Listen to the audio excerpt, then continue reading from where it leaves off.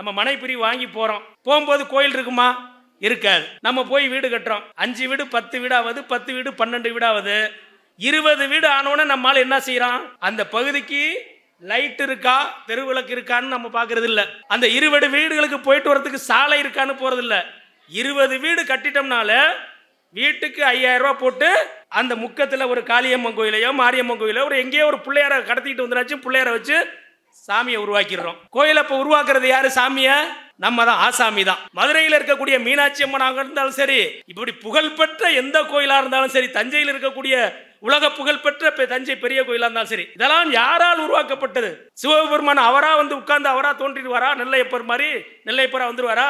ஏன் இந்த இடத்தை தேர்வு பண்றாரு? திடீர்னு எப்படி வர முடியும்? இப்ப எப்படி நம்ம ஒரு குடியிருப்பு பகுதி போய் நம்ம தேவைக்காக நம்மளே காசு போட்டு நம்மளே சாமியை கொண்டாந்து வச்சு கோயிலை கட்டி கும்பிடுறோமோ, இதே போலதான் 100 ஆண்டுகளுக்கு முன்னாடி, 200 ஆண்டுகளுக்கு முன்னாடி, 500 ஆண்டுகளுக்கு முன்னாடி இந்த தெய்வங்கள், இந்த கோயில்கள் பூரா, பிரம்மாண்டமான இந்த கோயில்கள் பூரா நம்முடைய முன்னோர்களால் உருவாக்கப்பட்டது. எப்படி இன்னைக்கு நம்ம சின்ன கோயிலா கட்டிட்டு இருக்கோமோ, நம்ம யாண்ட மன்னராட்சி காலத்துல மன்னர்கள் இந்த உழைப்பாளி மக்களை பயன்படுத்தி 10 வருஷம் 15 வருஷம் அவங்களோட உழைப்பின் மூலமாக பிரம்மாண்டமாக எழுப்பப்பட்டிருக்கக்கூடிய கோயில்கள் தான் இந்த கோயில்கள் பூரா.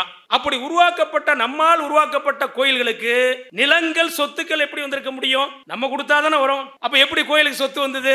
இந்த 44,163 கோயில் சொன்னல, அரசாங்கத்தினுடைய கட்டுப்பாட்டில் இருக்கக்கூடிய கோயில் இருக்கக்கூடிய 4,78,000 நிலம் இருக்குல்ல, 4,78,000 ஏக்கர் நிலம். இது பூரா கடந்த காலத்தில் நூற்றாண்டு காலமாக நம்முடைய முன்னோர்களால் கொடுக்கப்பட்ட நிலம், கோயில் பேர்ல. இப்படி சேர்ந்ததுதான் அந்த சொத்து. யோசனை பண்ணி பாருங்க. நெல்லையப்பருங்க வரும்போது 1000 ஏக்கர் நிலத்துடைய வந்தாரு, அல்லது மதுரை மீனாட்சி அம்மன் வந்து மதுரையில வந்து அருள் பாலிக்கும் போது 5000 ஏக்கர் நிலத்தோட வந்தாங்க? கிடையாது. இது பூரா நம்ம முன்னோர்கள் நம்ம காலத்துல கொடுக்கப்பட்ட நிலம். எனவேதான் இந்த நிலத்துல குடியிருக்கக்கூடிய பயனாளி, இந்த நிலங்களை சாகுபடி பண்ணக்கூடிய விவசாயி, இந்த இடங்கள்ல சிறுகடை வைத்து வியாபாரம் பண்ணக்கூடிய சிறு வியாபாரிகள், இவர்களுக்கு இந்த இடத்தை சொந்தமாக்கணும் மார்க்சிஸ்ட் கட்சி சொல்லுது. 600 ஏக்கர் நிலத்தை கையகப்படுத்தி 19,072 பயனாளிகளுக்கு பட்டா கொடுப்பதற்கான எல்லாத்தையும் தயார் பண்ணிட்டாங்க.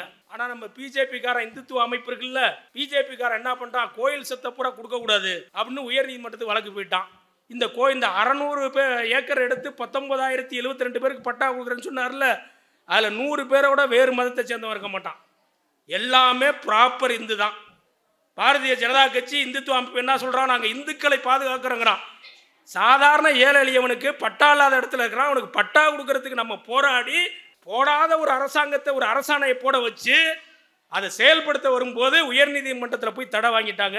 அந்த வழக்கு போய் நடந்துகிட்டு இருக்கு. இப்ப எனக்கு சொல்லியிருக்கக்கூடிய தலைப்பு கோயில் நில பிரச்சனைகள்.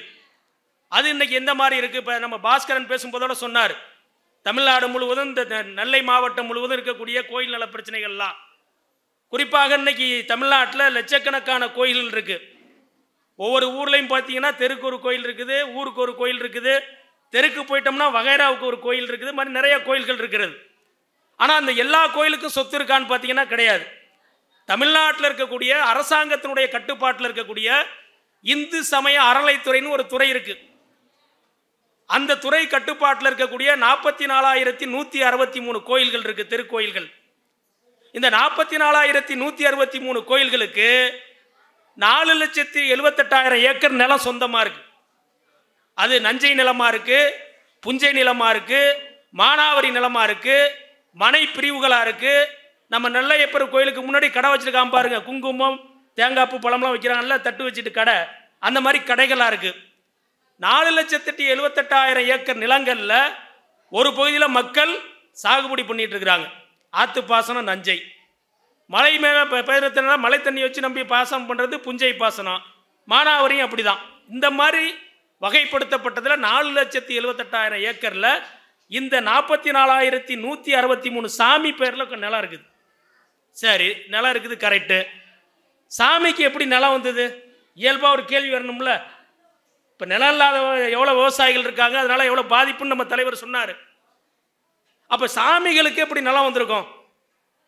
இப்போ நம்ம திருநெல்வேலிக்கு பக்கத்தில் போனோன்னா ஒரு பிளாட்டு போடுறாங்க, ஒரு மனை பிரிவு போடுறாங்க, ரியல் எஸ்டேட்டு போட்டோன்னா ஒரு 50 வீடு கட்ட போகிறோம். நம்ம அங்கே போகும்போது கோயில் இருக்குதா? நம்ம மனை பிரிவு வாங்கி போகிறோம், போகும்போது கோயில் இருக்குமா? இருக்காது. நம்ம போய் வீடு கட்டுறோம். 5 வீடு 10 வீடாவது, 10 வீடு 12 வீடாவது, 20 வீடு ஆனோன்னு நம்மால் என்ன செய்யறான்? அந்த பகுதிக்கு லைட் இருக்கா, தெருவிளக்கு இருக்கான்னு நம்ம பார்க்கறது இல்லை. அந்த 20 வீடுகளுக்கு போயிட்டு வரதுக்கு சாலை இருக்கான்னு போறது இல்லை. 20 வீடு கட்டிட்டோம்னால வீட்டுக்கு 5000 ரூபா போட்டு அந்த முக்கத்தில் ஒரு காளியம்மன் கோயிலையோ மாரியம்மன் கோயிலையோ ஒரு எங்கேயோ ஒரு பிள்ளையாரை கடத்திட்டு வந்துடாச்சும் பிள்ளையாரை வச்சு சாமியை உருவாக்கிடுறோம். கோயிலை இப்போ உருவாக்குறது யாரு? சாமியை நம்ம தான், ஆசாமி தான். புரியுதா இல்லையா? அப்படி நம்மால் உருவாக்கப்பட்ட கோயில், அது நெல்லையப்பர் கோயிலாக இருந்தாலும் சரி, குற்றாலத்தில் இருக்கக்கூடிய குற்றாலேஸ்வரர் கோயிலாக இருந்தாலும் சரி, மதுரையில் இருக்கக்கூடிய மீனாட்சி அம்மனாக இருந்தாலும் சரி, இப்படி புகழ்பெற்ற எந்த கோயிலாக இருந்தாலும் சரி, தஞ்சையில் இருக்கக்கூடிய உலக புகழ்பெற்ற தஞ்சை பெரிய கோயிலாக இருந்தாலும் சரி, இதெல்லாம் யாரால் உருவாக்கப்பட்டது? சிவபெருமான் அவரா வந்து உட்கார்ந்து அவரா தோன்றிடுவாரா? நெல்லையப்பர் மாதிரி நெல்லையப்பரா வந்துடுவாரா? ஏன் இந்த இடத்த தேர்வு பண்றாரு? திடீர்னு எப்படி வர முடியும்? இப்ப எப்படி நம்ம ஒரு குடியிருப்பு பகுதி போய் நம்ம தேவைக்காக நம்மளே காசு போட்டு நம்மளே சாமியை கொண்டாந்து வச்சு கோயிலை கட்டி கும்பிடுறோமோ, இதே போலதான் 100 ஆண்டுகளுக்கு முன்னாடி, 200 ஆண்டுகளுக்கு முன்னாடி, 500 ஆண்டுகளுக்கு முன்னாடி இந்த தெய்வங்கள், இந்த கோயில்கள் பூரா, பிரம்மாண்டமான இந்த கோயில்கள் பூரா நம்முடைய முன்னோர்களால் உருவாக்கப்பட்டது. எப்படி இன்னைக்கு நம்ம சின்ன கோயிலா கட்டிட்டு இருக்கோமோ, நம்ம ஆண்ட மன்னராட்சி காலத்தில் மன்னர்கள் இந்த உழைப்பாளி மக்களை பயன்படுத்தி 10 வருஷம் 15 வருஷம் அவங்களோட உழைப்பின் மூலமாக பிரம்மாண்டமாக எழுப்பப்பட்டிருக்கக்கூடிய கோயில்கள் தான் இந்த கோயில்கள் பூரா. அப்படி உருவாக்கப்பட்ட, நம்மால் உருவாக்கப்பட்ட கோயில்களுக்கு நிலங்கள், சொத்துக்கள் எப்படி வந்திருக்க முடியும்? நம்ம கொடுத்தா தானே வரும். அப்ப எப்படி கோயிலுக்கு சொத்து வந்தது?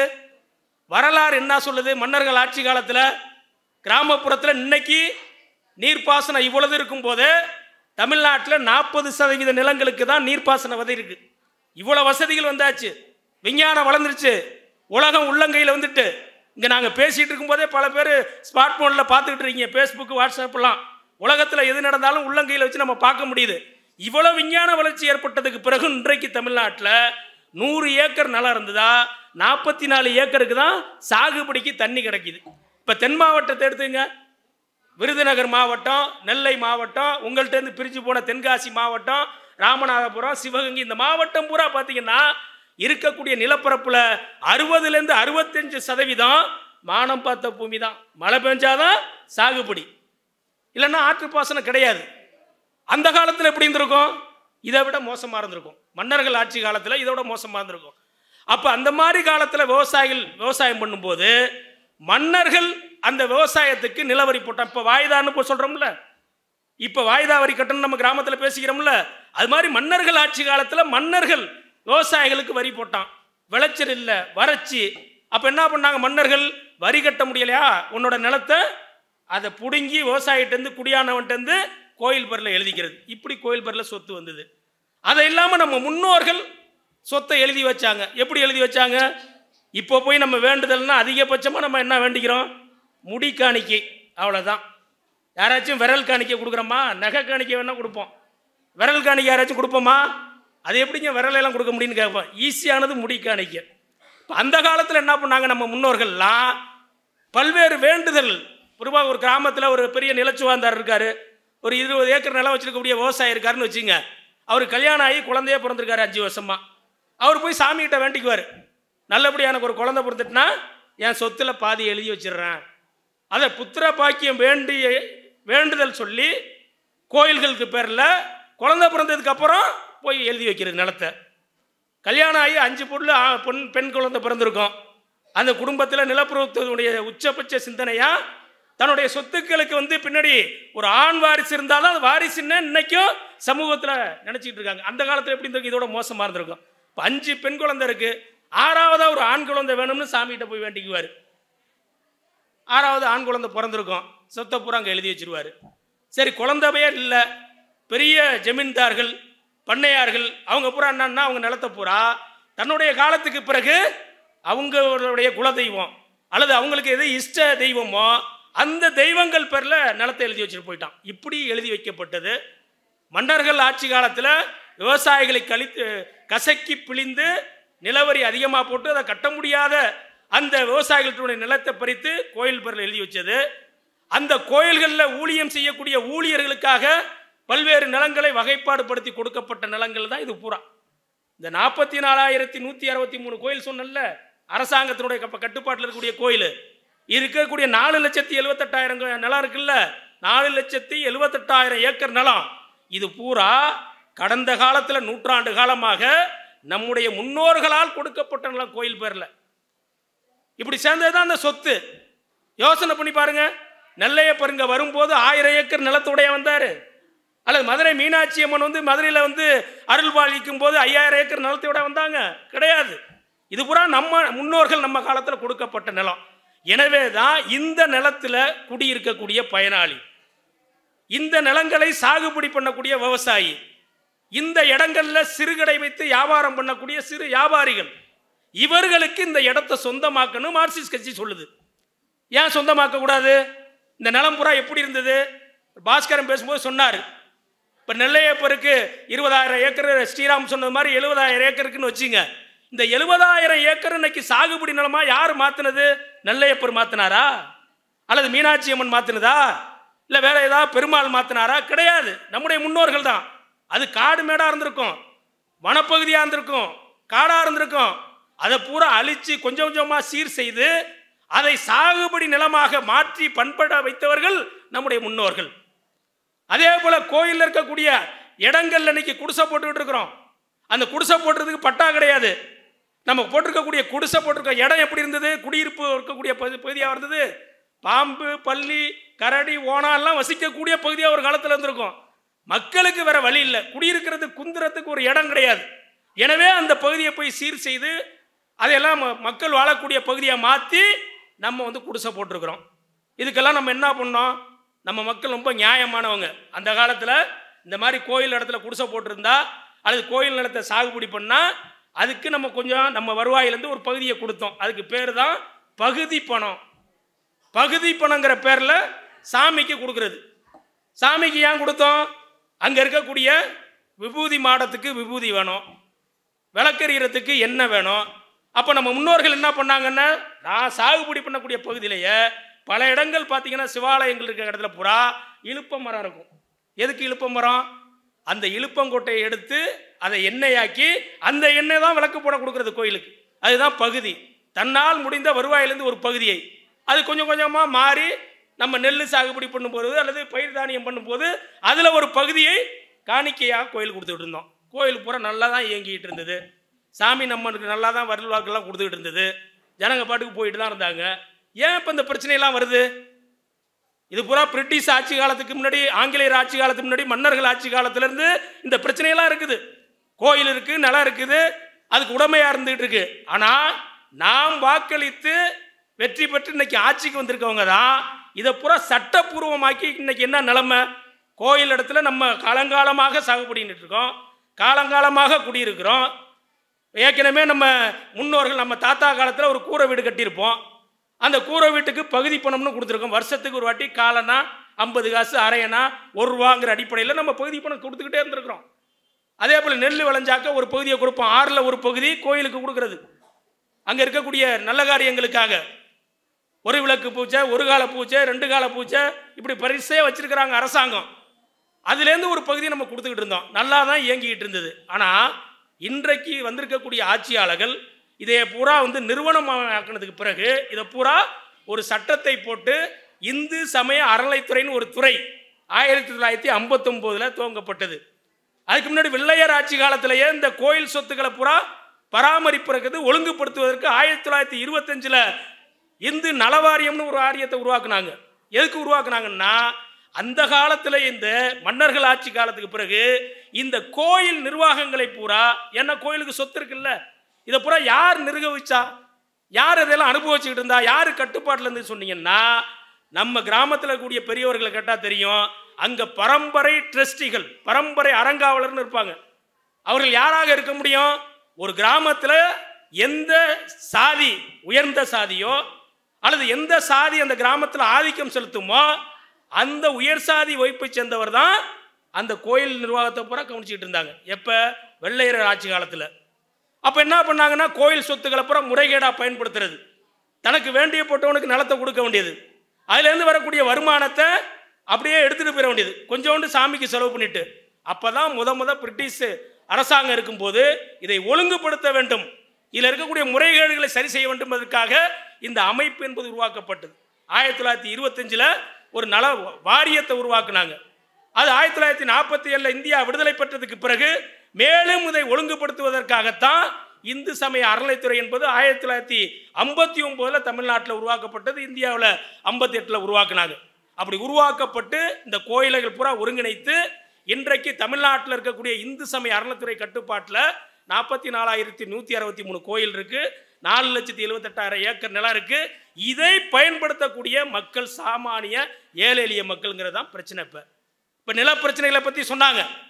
உழுபவனுக்கு நிலம் சொந்தமாக்கப்படணுங்கிறது நம்ம செங்கோடு இயக்கத்தினுடைய கம்யூனிஸ்ட் கட்சியினுடைய பிரதான கோரிக்கை. 1936 நம்ம அகில இந்திய விவசாய சங்கம் துவங்கப்பட்ட காலத்திலிருந்து இந்த கோஷத்தை முன்வைத்தோம். 1947 தான் இந்தியாவுக்கு விடுதலை. 36 துவங்கப்பட்ட நம்ம விவசாய சங்கம் 47 வரைக்கும் இந்திய நாட்டுக்கு பரிபூர்ண விடுதலை வேண்டும் என்பதற்காக கிராமப்புற உழைப்பாளி மக்களை ஒன்று திரட்டி ஒரு வலுவான போராட்டத்தை இந்திய நாடு முழுவதும் நடத்திய போது இந்தியாவில் இருக்கக்கூடிய நிலக்குயிலை உடைப்பதற்கு நிலத்தை உழுபவனுக்கு சொந்தமாக்கணும் என்ற கோஷத்தை முன்வைத்து போராடிய இயக்கம் மார்க்சிஸ்ட் கம்யூனிஸ்ட் கட்சி விவசாயிகள் சங்கம். அது அன்னைக்கு காங்கிரஸ் கட்சி கராச்சியில் நடந்த காங்கிரஸ் கட்சியினுடைய அகில இந்திய மாநாட்டில் பிரதிபலிச்சது. கம்யூனிஸ்ட் கட்சி முன்வைக்கப்பட்ட கோரிக்கை நாடு முழுவதும் கிராமப்புற மக்களுக்கு, நிலமற்ற மக்களுக்கு அந்த கோஷம் கவி பிடித்த கோஷமா இருந்தது. அதனாலதான் இந்திய நாடு முழுவதும் நிலத்துக்கான போராட்டம் வீறு கொண்டு எழுந்தது. காங்கிரஸ் கட்சியால் புறக்கணிக்க முடியல அந்த கோஷத்தை. கராச்சியில் நடந்த அகில இந்திய காங்கிரஸ் கட்சி மாநாட்டில் உழுபவனுக்கு நிலம் சொந்தமாக்கப்படுங்கிற தீர்மானம் ஏற்றுக்கொள்ளப்பட்டு நிறைவேற்றப்பட்டது. அந்த மாநாட்டுக்கு தலைமை தாங்கியவர் இந்தியாவுக்கு விடுதலை பெற்று தோன்ற மிக முக்கியமான தலைவரில் ஒருத்தராக இருக்கக்கூடிய மகாத்மா காந்தி. மகாத்மா காந்தி தலைமையில் ஒரு மாநாடு நடந்தால் ஒரு தீர்மானத்தை அவளை எளிதில் அவர் ஏற்றுக்கொள்ள மாட்டார். ஆனால் உழுபவனுக்கு நிலம் சொந்தம் என்கிற தீர்மானத்தை ஏற்றுக்கொண்டார், நிறைவேற்றினார். அதை நாட்டு மக்கள்கிட்ட பிரச்சாரத்துக்கு போகும்போது, விடுதலைக்காக மக்களை திரட்டி போராட்டம் நடத்தும் போது மக்களுக்கு புரியக்கூடிய வகையில் அவர் சொன்னார். அதான் ஸ்ரீராம் சொன்னார்ல, உழுபவனுக்கு நிலம் சொந்தம் என்பது எப்படிப்பட்டது என்றால், யாருக்கு படிக்க தெரியுமோ அவன் கையில் புத்தகம் இருக்கணும்.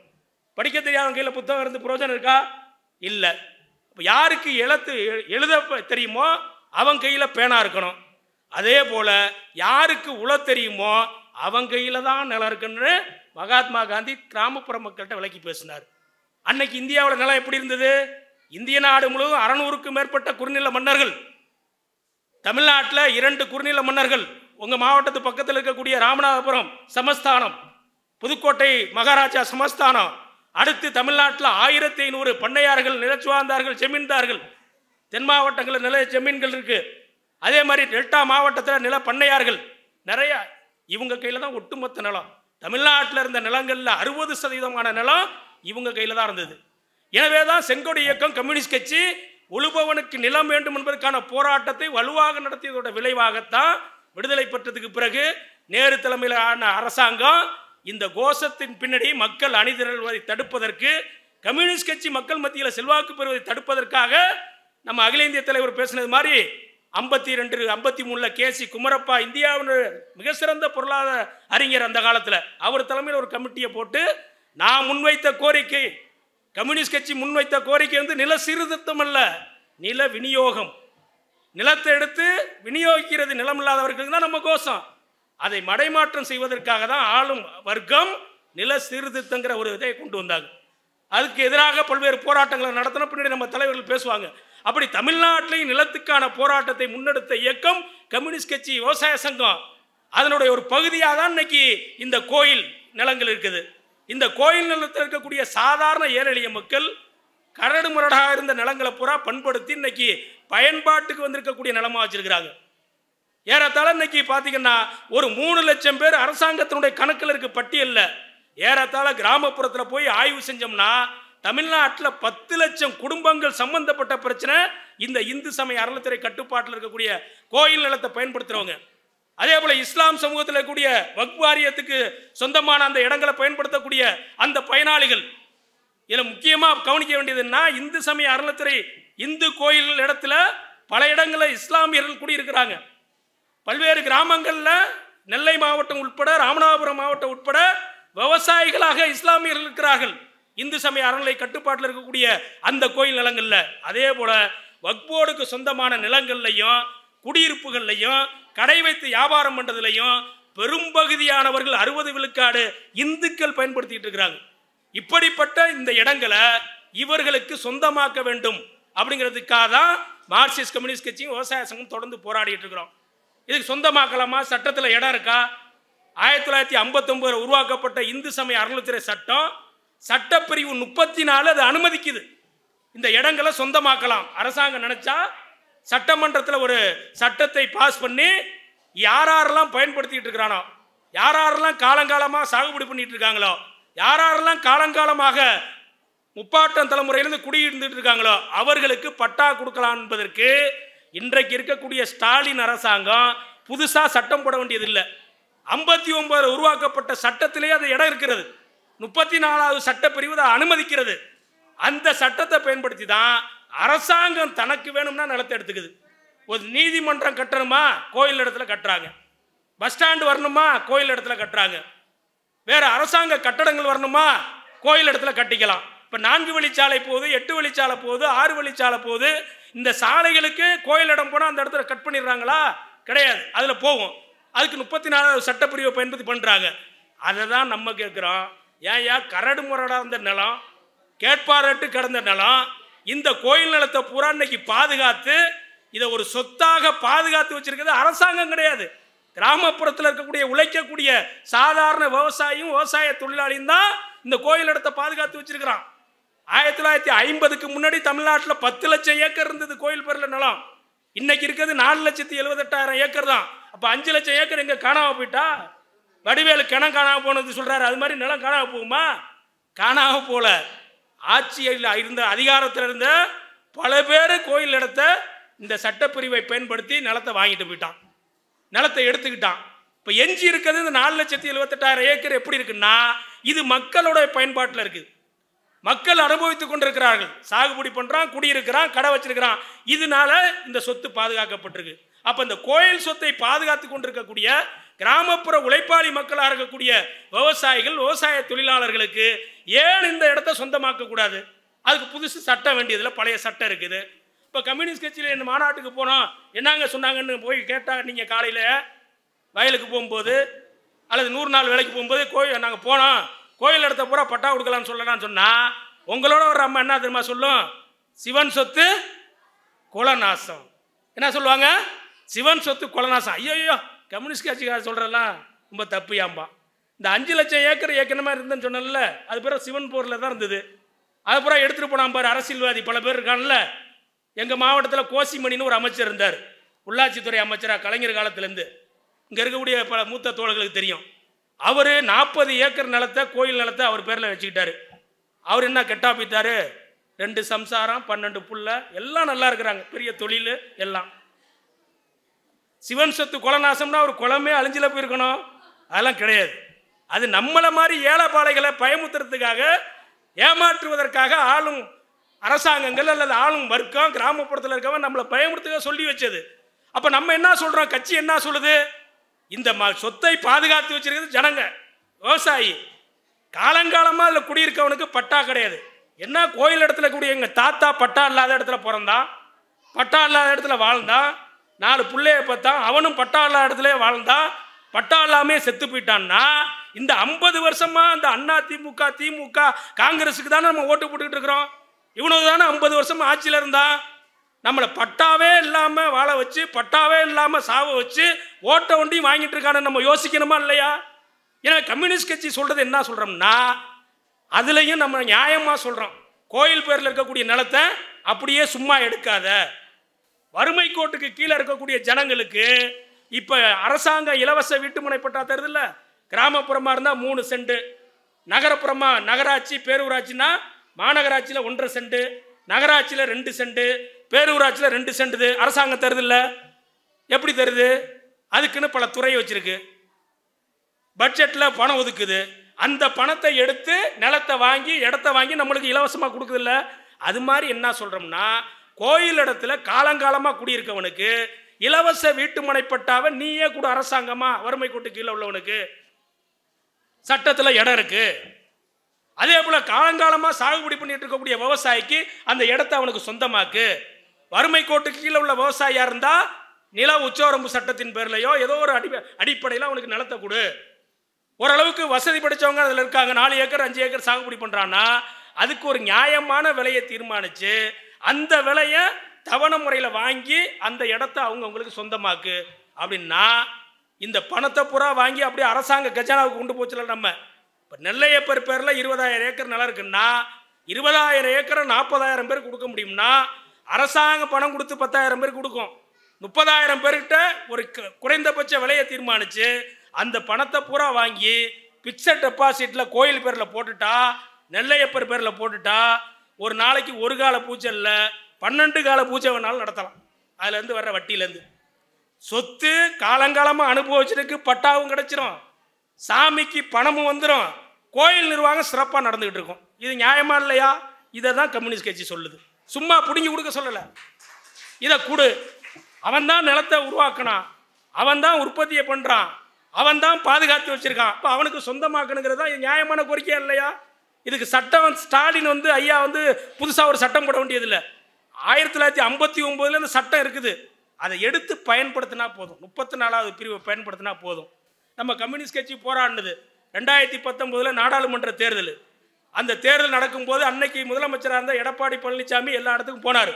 லட்சக்கணக்கான மக்கள், ஆயிரக்கணக்கான பேர் மனு கொடுத்தான். நாங்கள்லாம் கோயில் இடத்துல இருக்கிறோம், எங்களுக்கு பட்டா கொடுன்னு கேட்டான். கேட்டதனுடைய விளைவாக வேறு வழியே இல்லாமல் 2019 சட்டமன்றத்தில் ஒரு அரசாணையை ஜிஓ போட்டார். அந்த அரசாணை பேர் 318. அது என்ன சொல்லுது?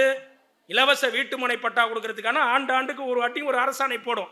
அந்த அரசாணையில் 5வது உட்பிரிவில் என்ன சொல்கிறாங்கன்னா, 5 ஆண்டு காலம் தொடர்ந்து கோயில் இடத்துல குடியிருந்தா, வறுமை கோட்டுக்கு கீழே இருந்தா அந்த இடத்துக்கு நான் பட்டா கொடுப்பேன்னு தைரியமாக எடப்பாடி பழனிசாமி போட்டார், ஜிஓ போட்டார். நம்மெல்லாம் வரவேற்றோம். பட்டா ஜிஓ போட்டது மட்டும் இல்லை, 4,78,000 ஏக்கர் நிலத்தில் முதல் தவணையாக 600 ஏக்கர் நிலத்தை கையகப்படுத்தி 19,072 பயனாளிகளுக்கு பட்டா கொடுப்பதற்கான எல்லாத்தையும் தயார் பண்ணிட்டாங்க. ஆனால் நம்ம பிஜேபிக்காரன் இந்துத்துவ அமைப்பு இருக்குல்ல, பிஜேபிக்காரன் என்ன பண்ணிட்டான், கோயில் சொத்தை பூரா கொடுக்கக்கூடாது அப்படின்னு உயர்நீதிமன்றத்துக்கு வழக்கு போயிட்டான். இந்த 600 ஏக்கர் எடுத்து 19,072 பேருக்கு பட்டா கொடுக்குறேன்னு சொன்னார்ல, அதில் 100 பேரோட வேறு மதத்தை சேர்ந்தவன் இருக்க மாட்டான். எல்லாமே ப்ராப்பர் இந்து தான். பாரதிய ஜனதா கட்சி இந்துத்துவ அமைப்பு என்ன சொல்கிறான், நாங்கள் இந்துக்களை பாதுகாக்கிறோங்கிறான். சாதாரண ஏழை எளியவனுக்கு பட்டா இல்லாத இடத்துல இருக்கிறான், அவனுக்கு பட்டா கொடுக்கறதுக்கு நம்ம போராடி போடாத ஒரு அரசாங்கத்தை ஒரு அரசாணையை போட வச்சு அதை செயல்படுத்த வரும்போது உயர்நீதிமன்றத்தில் போய் தடை வாங்கிட்டாங்க. அந்த வழக்கு போய் நடந்துக்கிட்டு இருக்கு.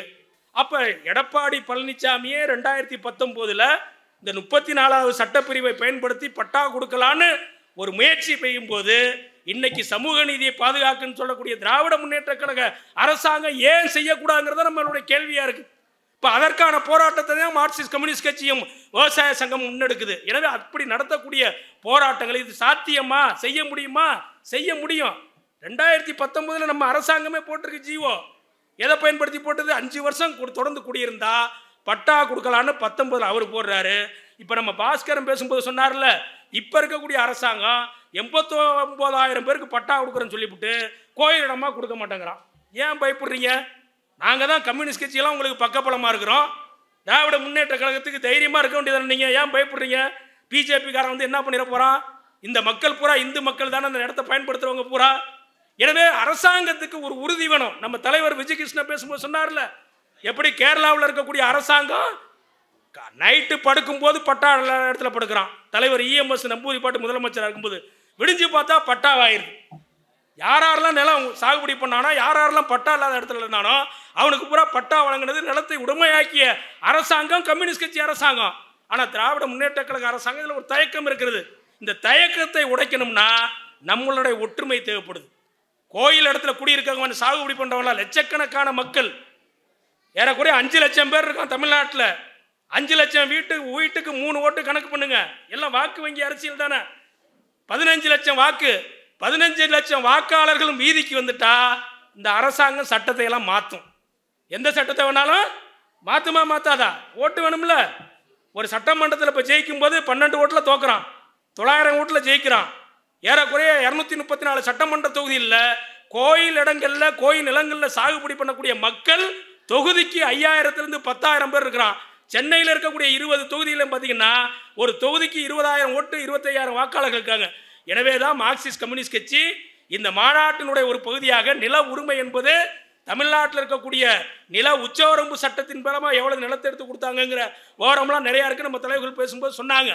அதையும் தாண்டி இன்னைக்கு மையமாக பிரச்சனையாக தமிழ்நாடு முழுவதும் இருக்கக்கூடிய மைய பிரச்சனையாக இந்த கோயில் நிலங்களில் மட நிறுவனங்களில் இருக்கக்கூடிய நிலப்பிரச்சனை பெரும் பிரச்சனையாக இருக்குது. இதுக்கு பூரா ஒரு காலத்தில் பகுதி கட்டிக்கிட்டு இருந்தோம். இப்போ உயர்த்தப்பட்ட நியாய வாடகைங்கிற பேரில் அநியாய வாடகை போடுறான். நிலத்தில் சாகுபடி பண்ணக்கூடிய விவசாயிகளை குத்தக விவசாய பூரா இன்னைக்கு அந்த உரிமையை பறித்து அவங்கள பூரா 3 ஆண்டுக்கு முறை ஏலம் விடுவேன். கிராமத்தில் நிலத்தை யாரு கூட கேட்குறியோ அவனுக்கு நான் ஏலத்தை விட்டுருன்னு இன்றைக்கு இருக்கக்கூடிய அரசாங்கம் எடுத்திருக்கக்கூடிய இந்த நிலைப்பாடு உழைக்கக்கூடிய மக்களுக்கு கிராமப்புற விவசாயிகளுக்கு எதிரான நிலைப்பாடாக இருக்கு என்பதற்காகத்தான் மார்க்சிஸ்ட் கட்சி இந்த மாநாட்டை நடத்துது. நிச்சயமாக எதிர்காலத்தில் திருநெல்வேலி மாவட்டத்தில் இருக்கக்கூடிய இந்த கோயில் நிலங்களை வக்ஃப் வாரிய நிலங்களை இடங்களை பயன்படுத்தக்கூடிய இந்த பயனாளிகளை பல்லாயிரக்கணக்கில் அணிதிரட்டி ஒரு வலுவான போராட்டத்தை முன்னெடுக்கும் போதுதான் நம்முடைய நில உரிமையையும் நமக்கான நில பட்டாக்களையும் வீட்டுமனைக்கான பட்டாக்களையும் பெற முடியும். அத்தகைய போராட்டத்தில் இங்கு வந்திருக்கக்கூடிய நீங்கள் அனைவரும் கரம் கோர்க்க வேண்டும் என்று கேட்டு வாய்ப்புக்கு நன்றி கூறி விடைபெறுகிறேன். நன்றி, வணக்கம்.